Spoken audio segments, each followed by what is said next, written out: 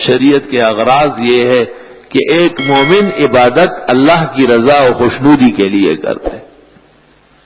یہ چھوٹی سی عبادت ہماری یہاں ہوتی ہے، قربانیاں کرتے ہیں، اور الحمدللہ یہ بات اعتراف کے ساتھ کہی جاتی ہے کہ مسلمانوں میں قربانی کا ایک عظیم جذبہ ہے، اور شاید اس وجہ سے 1500 سال گزرنے کے باوجود اسلام تابان اور منور ہے. الحمدللہ مغرب اور دشمن جو تمام لاؤ لشکر لے کر کے مسلمانوں کی بےخبری کے درپے ہے، وہ اس وجہ سے کہ اسے پتہ ہے کہ ان میں جذبہ جہاد کا اور قربانی کا تازہ دم ہے.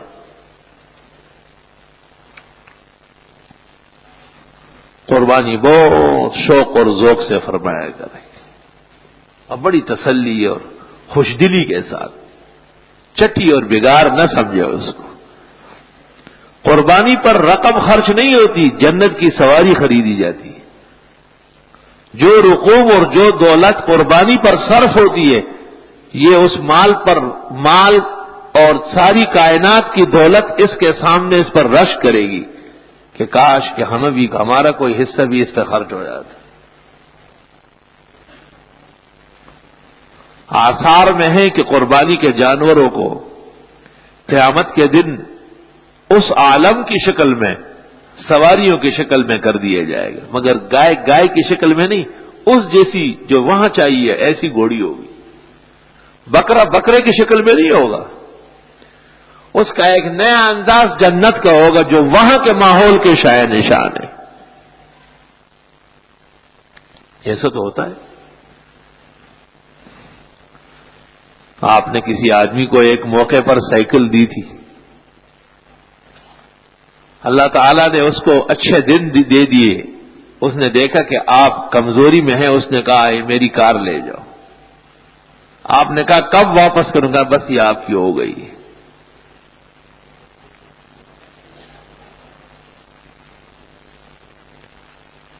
میں ایک جگہ سے سفر کر کے آ رہا تھا، اتفاق سے ایک شخص میرے ساتھ جڑ گیا. باتیں چیتیں ہوتی رہتی تھی جیسے انسانوں میں ہوتی. تھا بڑا قدردان اور ذی شعور. 8-10 سال بعد میں وہاں سے گزرنے لگا تو میں نے اس کا دریافت کیا. انہوں نے کہا وہ تو فلاں ملک گئے ہیں کسی کام سے. نام پوچھا، میں نے نام بتایا تو کہنے لگا انہوں نے یہاں تمام اہلکاروں کو حکم دیا ہے کہ اس نام کا مفتی صاحب کبھی یہاں سے گزرے تو ایک ٹرک بھینسوں کا لدوا کر کے ان کے ساتھ بھیجے. میں نے کہا مجھے ضرورت نہیں ہے. کہنے لگے یہ اس کا حکم ہے، اگر ہم اس کو یہ کہیں گے کہ آپ آئے اور چلے گئے تو ہماری خیر نہیں ہے. میں نے کہا اس کے لیے ہم دعائیں کریں گے اور اللہ اس کو دونوں جہانوں کی سرخروئی دے. اس کے ادا سے ہمیں خوشی ہو گئی ہے. چیزیں تو دنیا میں جتنی بھی ہوگی ایک دن ختم ہو جائے گی. ما عندکم ینفد وما عند اللہ باق. اللہ فرماتے جو کچھ تمہارے پاس ہے یہ نہیں ہوگا. اور مہمان جب کسی کو، سخی مہمان جب میزبان کسی کو مہمانی دیتا ہے تو گوشت کی دعوت کرتا ہے. ان الکریم اذا اضاف احدا اضاف بلحم، نور الانوار میں ہے اور دیگر معتبرات اصول میں بھی کہ سخی جب دعوت کرتا ہے تو اس میں گوشت ضرور ہوتا ہے. اس لیے عقیقے میں گوشت ہے، ولیمے میں گوشت ہے. اولم ولو بشات، یہ نہیں کہ سینڈوچ اور ٹنڈی بوتل کے لیے لوگوں کو جمع کیا. چھوٹے بچے، یہ چھوٹے چھوٹے بچے ہوتے تھے نا جب ہم چھوٹے تھے تو یہ بچیوں کے گڑیوں کی کھیل ہوتی تھی. پھر ایک بچی کی گڑیا دوسرے بچے کا گڈا، اس کی شادی ہوتی، اس میں یہ چیزیں ہوتی تھی. تو ظالم حکمرانوں کے ہاتھوں اور شریر لوگوں کے دور میں سنت ولیمے کو گڑیوں کی شادی میں تبدیل کیا. ایک آدمی مجھے کہتا ہے ولیمہ ہے، آپ کو لانا چاہتا ہوں لیکن ذرا ڈر لگتا ہے. میں نے کہا کیوں، وہاں چیتے لڑاتے ہو کیا؟ تو کہنے لگے نہیں وہاں کھانا نہیں ہوگا اور بوتلیں ہوگی اور پتہ نہیں اور کیا کیا چیزیں ہوگی. تو میں نے کہا جب لوگ بوتل والا کام کریں گے تو خدا ان کو بوتل ہی پلائے گا. جب ناحق اور غلط لوگوں کو سامنے لایا جائے گا تو نتیجہ وہی نکلے گا۔ عبد الرحمن ابن عوف نے شادی کی، رسول اللہ صلی اللہ علیہ وسلم نے دیکھا، شادی کے بعد ویسے کپڑے بدل جاتے ہیں، رنگ روغن نظر آ جاتا ہے۔ ارا اثر سفرت علیہ بخاری میں ہے۔ پوچھے شادی کر دی؟ جی حضرت۔ شادی میں پھر سب سے بڑا مسئلہ یہ ہے کہ خاتون کا مہر معقول دے دیا جائے۔ تو فرمایا فماذا سقت الیہا، مہر میں کیا چیز دے دی؟ تو کہا کہ وزن نوات من ذہب، کھجور کی گٹلی کے برابر سونا۔ یہ سوال اس لیے ہوا ہے کہ عبد الرحمن ابن عوف مہاجر ہے، مکہ مکرمہ سے مدینہ تشریف لائے، اور مہاجرین کا مال اور دولت اور جائیدادیں سب مکہ میں رہ گئی تھی، وہ بہت تنگ دست تھے مدینہ منورہ میں۔ نبی کریم صلی اللہ علیہ وسلم نے ہر مہاجر، ہر انصاری کے گھر ایک ایک دو دو مہاجر لگائے کہ یہ آپ کے گھر کھانا کھائے گا اور یہی رہے گا۔ اور مہاجرین و انصار کے اس رشتے کو مواخات کہتے ہیں، بھائی چارہ۔ مکے سے آئے ہوئے لوگوں کو مدینے میں رہنے والے انصار کے بھائی بنا دیے۔ عبد الرحمن ابن عوف وہ سعید ابن ربیع رضی اللہ تعالیٰ عنہ کے ساتھ بھائی بنا دیے گئے، سعید ابن ربیع۔ سعید ابن ربیع نے ان کو کہا کہ آپ کے بال بچے سب مکہ میں رہ گئے، میری دو بیویاں ہیں، میں ان میں سے ایک کو طلاق دیتا ہوں، عدت گزر جائے آپ اس سے نکاح کر لیں، اور میرا مال جتنا ہے وہ اس میں آپ آدھے میں شریک ہے۔ عبد الرحمن ابن عوف نے کہا بارک اللہ اہلک و مالک دلنی علی طریق السوق، اللہ آپ کی بیوی اور آپ کے مال آپ کو نصیب کرے، مجھے صرف بازار کا راستہ سمجھاؤ کہ مدینے کی منڈی کہاں لگتی ہے۔ وہ تو تجربہ کار لوگ تھے، قابل۔ بازار تشریف لے گئے، 10-15 دن بعد حضرت صلی اللہ علیہ وسلم نے پوچھا مال میں برکت ہو گئی، شادی بھی ہو گئی۔ جب خدا تعالیٰ کسی کو پیسے دے، آرام و راحت کی زندگی ہو، تو پھر ایک مرحلہ حیات کا یہ ہے کہ شادی ہو جائے عفیف و پاک دامن سے۔ تو حضرت نے اس لیے پوچھا کہ چونکہ تنگدستی کے دن گزرے ہیں کہ آپ نے مہر کیا دیا ہوگا، تو انہوں نے کہا سونا کھجور کے ایک گٹلی کے وزن کے برابر۔ تو حضرت سمجھ گئے کہ پیسے تو آ گئے، تو آپ نے فرمایا اولم ولو بشات، اب ولیمہ کھلانا پڑے گا اگرچہ ایک بکرے کا کیوں نہ ہو۔ معلوم ہوا کہ ایک بکرا تو بہت کم ولیمہ ہے، ولیمے میں تو 10-10, 20-20, 50-50 بکرے کٹتے ہیں۔ اندازہ اس سے لگا لے کہ ایک صحابی کے گھر بچہ پیدا ہوا، عقیقے میں خوشی سے وہ اونٹ کاٹنا چاہتے تھے، تو حضرت صلی اللہ علیہ وسلم کو اطلاع ملی، آپ نے ارشاد فرمایا کہ یہ وقت بکروں کا ہے، کل جب اس کا ولیمہ ہوگا تو پھر اونٹ کاٹے۔ ہر خوشی کو دیکھ کے اظہار ہوتا ہے، کیونکہ عقیقے میں تو اگر بچی ہے تو ایک بکرا، اور اگر بچہ ہے تو 2 بکرے، اور 7ویں دن اب بالوں کے کاٹنے اور سونے چاندی سے وزن کرنے اور نام رکھنے کے شرائط سے عقیقہ مکمل ہو گیا۔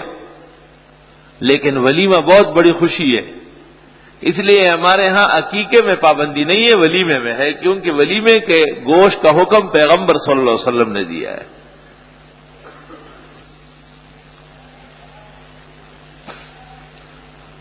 لا الہ الا اللہ وحدہ لا شریک لہ لہ الملک ولہ الحمد وعلی کل شیء قدیر۔ مشترک قربانی جائز ہے۔ ایک سفر کے دوران جناب نبی کریم صلی اللہ علیہ وسلم نے اور صحابہ نے مل کر گائے کاٹی۔ جابر رضی اللہ عنہ کہتے ہیں کہ میں نے اپنے بیٹے کے عقیقے کے 2 حصے اس میں پکڑے ہیں، اور 5 حصے حضرت صلی اللہ علیہ وسلم نے اپنی اور ازواج مطہرات کی طرف سے قربانی لی ہے۔ تو علماء نے اس سے استدلال کیا ہے کہ عقیقے یا ولیمے کے حصوں کے ساتھ قربانی جائز ہے، کیونکہ یہ دونوں بھی عبادات کے قبیل میں سے۔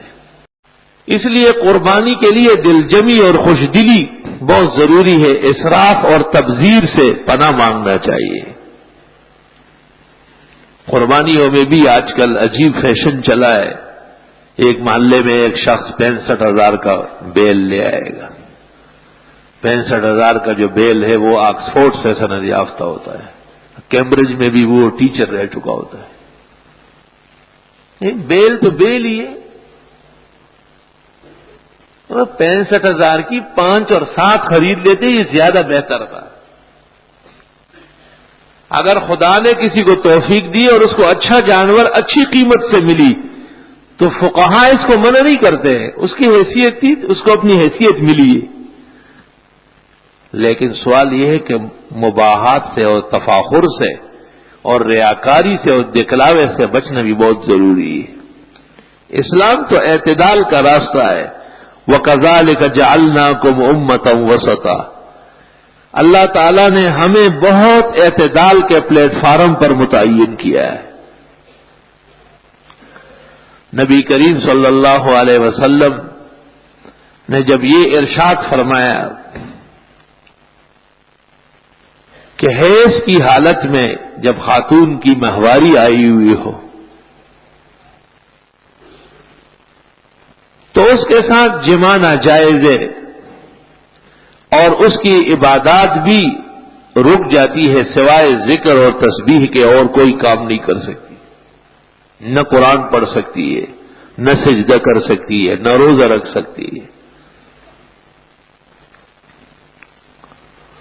آپ نے ارشاد فرمایا کہ حکم تو اتنا ہی ہے، لیکن یہود نے زیادتی کی تھی اور وہ اس عورت کو گھر سے نکال کے جنگل میں ایک جھونپڑی بنا کے وہاں بٹھا لیتے تھے، خبردار کہ حائضہ عورت ہمارے گھر پہ رہی، اور اس کے پاس کچھ اوپلے رکھ لیتے، جب وہ پاک ہو جاتی تو وہ اوپلے جلا کے پھر وہ واپس آتے، لوگ چلے جاتے کہ ہاں یہ پاک ہو گئے۔ مصیبت، اللہ کی ناراضگی کے آثار تھے، یہود پر مغضوبین ہیں۔ آپ نے فرمایا کہ یہ غلط طریقہ تھا اور ظلم تھا۔ تو عباد ابن بشر اور ایک صحابی اور انہوں نے حضرت صلی اللہ علیہ وسلم سے کہا کہ افلا نجامعہن، کیا حیض کی حالت میں ہم مل نہ لیں ان سے تاکہ یہود کا سر قلم ہو جائے؟ فغضب رسول اللہ صلی اللہ علیہ وسلم، ابو داؤد میں ہے واحمرت وجنتاؤ، اب وہ سخت ناراض ہو گئے، اور جب آپ ناراض ہو جاتے تو چہرے انور کے گال سرخ ہو جاتے کأنما فقع فیہ الرمان، جیسے اس میں انار نچوڑے گئے ہیں۔ حسین جمیل انوار مجتبی تھے۔ صحابہ اتنے باادب تھے کہ جب دیکھا کہ حضرت ناراض ہو گئے تو آہستہ سے کھسک گئے، کیونکہ جس آدمی پر آدمی کو غصہ آیا وہ سامنے بیٹھا ہوا ہو تو اور غصہ بڑھتا ہے، وہ ایک طرف ہو گئے، آہستہ سے نکلنے لگے۔ اتنے میں کہیں سے دودھ آیا خدمت میں، تو آپ نے ارشاد فرمایا کہ ان دونوں کو بھی بلاؤ۔ اس آدمی دوڑا پیچھے، بلا رہے ہیں، دودھ آیا ہے۔ وہ خوش ہو گئے کہ حضرت خوش ہو گئے۔ اب اعطا اور غضب دونوں ایک وقت میں جمع نہیں ہوتے۔ اصل بات یہ ہے کہ آپ اتنے شدید ناراض کیوں ہو گئے؟ اس کی وجہ یہ تھی کہ انہوں نے جو بات کہی کہ ہم اس حالت میں مل کیوں نہ لے، یہ عیسائیت کا شاخسانہ تھا، کیونکہ عیسائیوں کے ہاں طہارت نہیں ہے۔ عیسائی مذہب میں وضو نہیں، غسل نہیں، کپڑا دھونا نہیں، کسی انجیل کے کسی صفحے میں نہیں ہے۔ یہی تو دلیل ہے کہ اناجیل سب کے سب محرف ہو چکے، سب کے سب ختم کر دی گئی، اور پولوس نے 244 سال بعد ایسے ہی کچھ بنا کے دے دیا ہے۔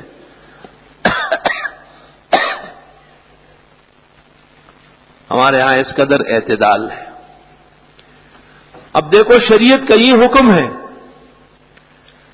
کہ اگر کسی کے پاس قرآن کی کوئی آیت ہو یا کوئی دعا ہو اور وہ انگوٹھی کے اوپر ہے اور وہ طہارت خانے جاتے ہیں تو فقہاء لکھتے اتار کے رکھے، یہ تو نظر آ رہی ہے نا، اس کے ساتھ آپ اندر ہاتھ دھوئیں گے۔ لیکن جیب میں اگر نوٹ ہے اور اس پر آیت لکھی ہے، جیب میں اگر کوئی نقش ہے اور اس پر حدیث یا آیت، تو فرماتے کہ اس کی ضرورت نہیں ہے. کیوں؟ یہ حرج ہو جائے گا بہت زیادہ. ہر وقت آدمی طہارت خانے سے پہلے پورا اپنا جامع تلاشی خود لے گا، بہت دقت پیش آ جائے گی اور مسلمان کے پاس کوئی دینی چیز نہیں دے سکے گی، اس خوف کی وجہ سے کہ کسی وقت بھی مجھے اندر جانا پڑے گا. اس کو روک لیا ہے کہ اس کی ضرورت نہیں. یہ تو ارشاد اور حکم ہے کہ آپ کسی آیت یا حدیث اور دینی پرزے کو پیروں کے نیچے نہ کریں. لیکن آپ جب کافروں کو خط لکھتے ہیں کفار کے لیے اور اس میں آیتیں جمع کرتے ہیں، احادیث لکھتے ہیں، وہ کیا کریں گے اس کے ہم مکلف نہیں، قطع نظر اس سے، اس کی ضرورت ہی نہیں ہے. ورنہ دنیا کے اندر تبلیغ اسلام اور دعوت اللہ کے سارے طریقے بند ہو جاتے. اعتدال لے کے ذرا. ورنہ ہر شخص پھر اپنے خط کے پیچھے جاتا اور اس کو منتیں کرتا کہ میرا خط واپس کرو، اس میں ہمارے پیغمبر کا نام ہے اور ہمارے مشکلات پیش آ جاتی. اعتدال کا راستہ دیکھیں. حکم یہ ہے کہ جس پگڑی اور ٹوپی کے ساتھ آپ عبادت کرتے ہیں اسے پہن کر کے آپ طہارت خانے نہ جائے. کوئی ٹوپی کوئی صافہ اور ہو وہ سر پہ رکھے. چپل بھی دوسرے ہو تو بہتر ہے، شامی میں ہے. لیکن یہ نہیں فرمایا کہ کپڑے بدل دے. کیوں؟ دقت پیش آ جائے گی بہت. لوگ انتہائی حرج میں واقع ہو جائیں گے. ٹوپی بدلنا اور جوتا بدلنا تو آسان ہے، لیکن یہ بہت مشکل کام تھا کہ ایک شخص طہارت خانے جائے. تو تقویٰ اور پرہیزگاری یہ ہے کہ کپڑے بدل دے، یہ بہت مشکل کام تھا. اس کو برقرار رکھا ہے کہ اس کی ضرورت نہیں. غسل فرض جب آدمی کرے تو جسم کے ہر حصے میں پانی ڈالے گا. ناک میں اور منہ میں تو فرض ہے.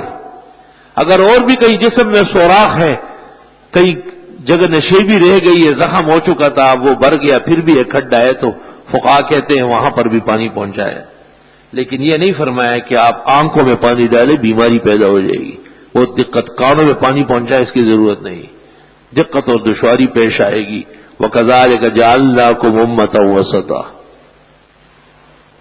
قربانی کا مطلب یہ نہیں ہے کہ لوگوں سے تاوان کرایا جائے. قربانی کا مطلب یہ ہے کہ لوگوں کو اللہ کے حضور اور اللہ کو خوش کرنے کے آداب سمجھائے جائے کہ خدایا میں خود حاضر، میرے بال بچے حاضر، میرا گھر بار حاضر، میری عزت و زندگی سب آپ کے نام ہے. قُلْ إِنَّ صَلَاتِي وَنُسُكِي وَمَحْيَايَ وَمَمَاتِي لِلَّهِ رَبِّ الْعَالَمِينَ. آپ اعلان کریں کہ میری نماز، میری قربانی، میرا جینا اور مرنا سارا اللہ کے لیے ہے. سبحان اللہ. قربانی تو بظاہر بکرے کی ہے اور بظاہر ایک گائے کی ہے یا ایک گائے میں ایک حصے کی ہے، لیکن حقیقت میں اس کی پشت پر ہمارے اسلام کی شوکت اور عظمت رکھی ہوئی ہے، اور اسلام کی ایک بہت بڑی عزت اور شرافت اس سے وابستہ ہے. یوں ہم جملہ اولیاء اور تمام انبیاء اور بالخصوص حضرت ابراہیم علیہ السلام اور اسماعیل علیہ السلام اور محمد الرسول اللہ صلی اللہ علیہ وسلم کے ساتھ روحانی طور پر وابستہ ہو جاتے ہیں. آدمی قربانیوں سے بہت قریب ہوتا ہے. آپ نے غور نہیں فرمایا؟ ایک آدمی بڑی سخت گرمی میں، سخت بارش میں آپ کے پاس پہنچ گیا، کپڑے بھیگے ہوئے ہیں، وہ تکلیفیں اٹھائی، آپ اس کو کس عزت اور کس شان سے پھر بٹھاتے ہیں اور تواضع کرتے ہیں کہ اوف، مجھ تک پہنچنے کے لیے کیا کیا تکلیفیں آپ نے جی لی. یہ تو انسانوں کا حال ہے. آپ کو اندازہ ہو جاتا ہے کہ یہ بہت دور سے مجھے دیکھنے کے لیے آیا ہے، تو آپ اپنے گھر میں اپنی پوری توفیق صرف کرتے ہیں کہ اب اس کا اکرام پورا ہونا چاہیے. اللہ رب العالمین کے حضور جب بندہ اپنا مالی یا جانی ایک حیث پیش کرتا ہے، ایک کیف آگے بڑھاتا ہے، تو پھر وہ نوازتا بھی اپنی شان کے مطابق. اجتماعی قربانیوں میں عقیدے اور عمل دونوں کا تحفظ ضروری ہے. اس بات کی اجازت نہیں ہے کہ لوگ ایسی جگہوں میں قربانیاں کر لیں جہاں پتہ بھی نہیں چلتا کہ مسلمان مرزائی، مسلمان رافضی، مسلمان منکر حدیث، مسلمان موحد اور بدعتی مشرک سب ایک ترازو سے وہاں تلتے ہیں، کیونکہ وہاں تو نمازی اور ایرونچی برابر ہے. دونوں ایک ترازو میں تولتا ہے، دونوں پہ ایک جیسے خرچ. ہاں پیسے مسلمانوں سے لے گا، کم از کم حلال اور حرام مواقع میں امتیاز ضروری ہے۔ جب بازار آدمی چلا جاتا ہے تو سبزی وہاں سے خریدتا ہے جہاں سے تازی ملتی ہے، وہاں سے آدمی کپڑا خریدتا ہے جہاں پر نقل اور جعل سازی نہ ہو۔ جس سونیرے کے بارے میں پتہ چل جائے کہ یہ سونے کے بھاؤ کوئی اور چیز بیچتا ہے، اس کی نسل سے بھی کوئی خریداری نہیں کرتا۔ اللہ کے فضل سے دین اور اہل دین امین ہے۔ جس طرح مسلمانوں کے عقائد و اعمال کے امین ہے، اس طرح ان کے دیگر حیثیات کے بھی امین ہے۔